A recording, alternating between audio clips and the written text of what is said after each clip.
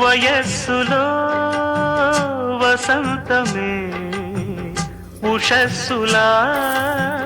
జ్వలించగా మనస్సులో నిరాశలే రచించలే మరీచిక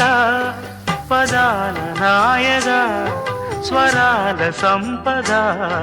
తరాల నా కథ క్షణాలదే కదా గతించిపోవు గాథనేనని ఆమని పాడవే హాయిగా మూగవై పోకు ఈ వేళ రాలేటి పూల రాగాలతో